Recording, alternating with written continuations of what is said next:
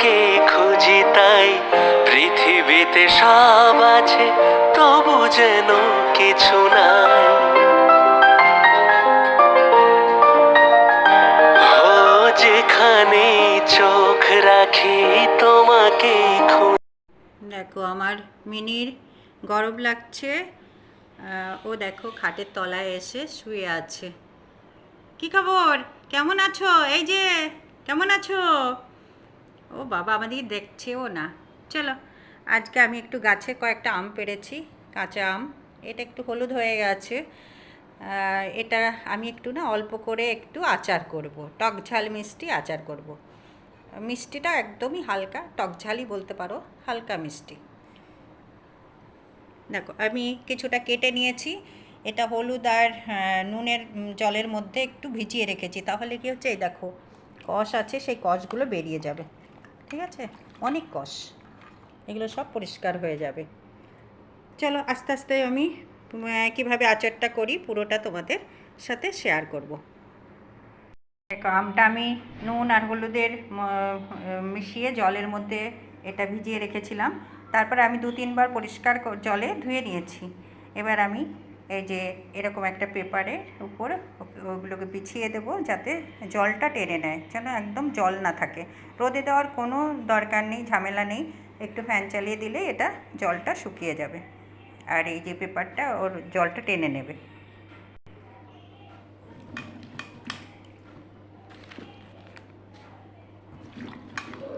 পরে যেটুকু জল থাকবে আমি একটু ভালো শুকনো কাপড় দিয়ে মুছে নেব। দেখো এখন আমি আমগুলোকে সুন্দর করে দেখো শুকিয়ে নিয়েছি, রোদে না, আমি তোমাদেরকে বলেছিলাম কোনো শুকনো কাপড় দিয়ে এগুলোকে শুকিয়ে, মানে জলটাকে যেন একদম জল না থাকে, একদম যেন শুকনো থাকে। দেখতে পাচ্ছ, একদম জল নেই। আর জল থাকলে আচারটা নষ্ট হয়ে যাবে, এই জন্য একটুও যেন জল না থাকে সেই ব্যবস্থা করতে হবে।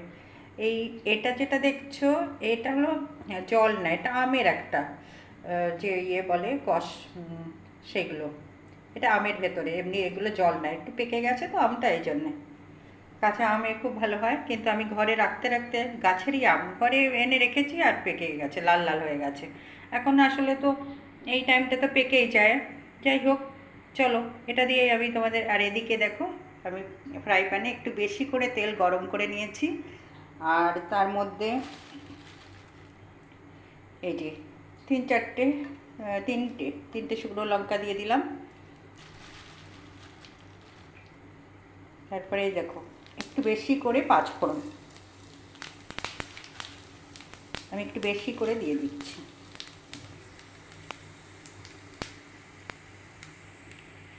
দেখো একটু নাড়াচাড়া করে, দেখো লঙ্কাগুলো একটু কালো কালো হয়ে গেছে, ভাজা ভাজা হয়ে গেছে। এবার আমি আমগুলো এর মধ্যে ছেড়ে দেবো।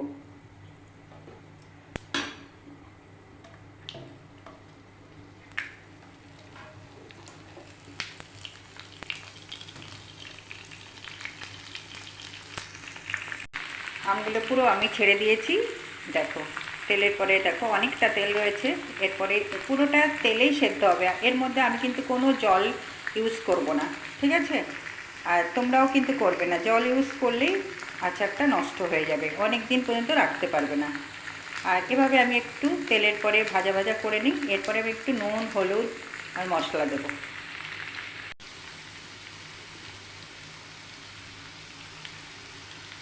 এরপরে মধ্যে আমি 1 চামচের মতো, বড় চামচের 1 চামচ নুন দিয়ে দিলাম।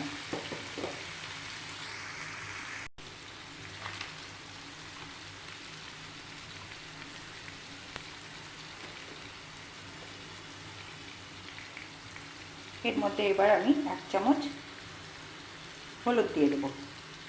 হলুদটা কালারটা সুন্দর আসে, তার জন্য দেওয়া। এরপরে আমি কিছু গুঁড়ো মশলা দেবো, প্যাকেটের মশলা। আর কিছু মশলা আমি গোটা মশলা গরম করে সেটাকে আমি গুঁড়ো করে দেবো লাস্টে সেটা, ঠিক আছে? দেখো এবার আমি এই দেখো 2 চামচের মতো আমি লঙ্কার গুঁড়ো দিয়েছি, যে যেরকম ঝাল খাবে সেরকম পরিমাণে দেবে। আর এটা ধনের গুঁড়ো 1 চামচ দিয়েছি। এবার আমি এটাকে নাড়াচাড়া করে একটু ঢাকা দিয়ে দেবো। দেখো আমি নাড়াচাড়া করে দিয়ে এবার আমি ঢাকা চাপা দিয়ে দিচ্ছি। এভাবে 5-10 মিনিট রাখলে আমটা সেদ্ধ হয়ে যাবে। আমটা সেদ্ধ হয়ে গেছে।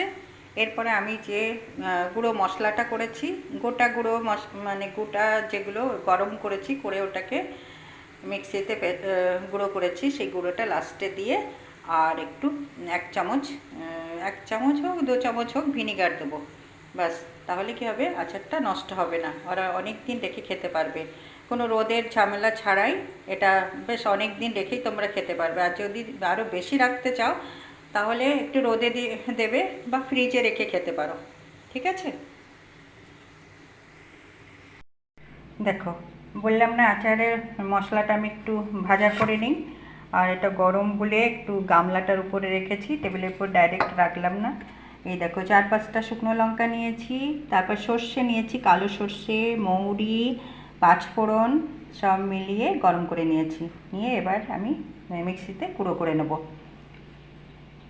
চলো দেখো মশলাটা আমি পুরো মিহি করব না, এরকম মানে গোটাও থাকবে একটু মিহিও থাকবে, পুরোটা আমি একদম মিহি করিনি। এরপরে আমি আমের সঙ্গে মিশিয়ে দিচ্ছি। দেখো এটা চামচ দিয়ে মেশালে না ভালো মেশে না, হাত দিয়ে সুন্দর করে মিশিয়ে দেবে। এভাবে আমি সব মানে প্রত্যেকটা আমে মশলাটা ঢুকে যাচ্ছে।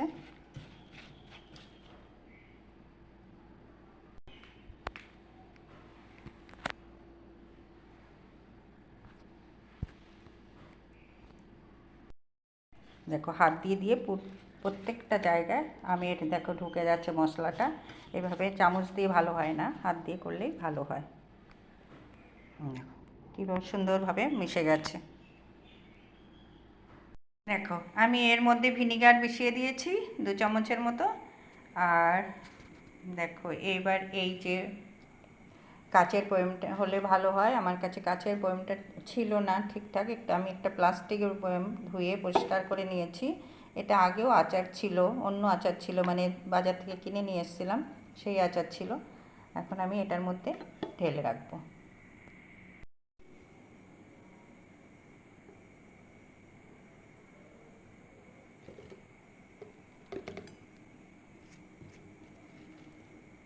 এভাবে আমি প্রত্যেকটা আস্তে আস্তে করে এর মধ্যে ঢেলে দেবো, ঢেলে বয়মটা পুরো ভরে নেব। তারপরে দেখো যদি এখনই আমার রেডি হয়ে গেছে খাওয়ার জন্যে, কোনো অসুবিধে নেই যে 1-2 দিন রাখতে হবে, এরকম কোনো প্রবলেম নেই। আমি সাথে সাথেই আমরা খেতে পারবো, সেভাবেই তো। আর রোদে দেওয়ার কোনো ঝামেলাই নেই, সারা বছর রেখে তুমি খেতে পারবে। তোমরা একবার ট্রাই করতে পারো, আচারটা খুব টেস্ট হয়, রুটির সাথে, ডালের সাথে, খিচুড়ির সাথে খেতে পারবে।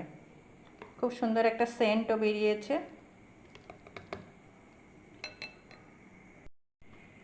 দেখো আমার আচার আমি কিভাবে বানালাম, প্রত্যেকটা স্টেপ তোমাদের মানে একটার পর একটা সব স্টেপ বাই স্টেপ আমি তোমাদের দেখিয়ে দিলাম। আর এই যে আমি কাচের বয়ম ঢেলে রেখেছি, আর তোমরাও ট্রাই করতে পারো, এটা খুব টেস্টফুল হয় আর খেতেও সুন্দর হয়, সারা বছর রেখে তুমি খেতে পারবে। আর আমটা দেখো, আমটা সারা বছরই পাওয়া যায়, কিন্তু এই সময়টা আমরা সবাই করি, কেউ না কেউ কিছু না কিছু নানান রকম আইটেম তৈরি করি আম দিয়ে, কাঁচা আম দিয়ে। চলো ভিডিওটা আর বড় করব না, এখানেই শেষ করছি। সবাই ভালো থাকবে, সুস্থ থাকবে, আর অল টাইম স্মাইল।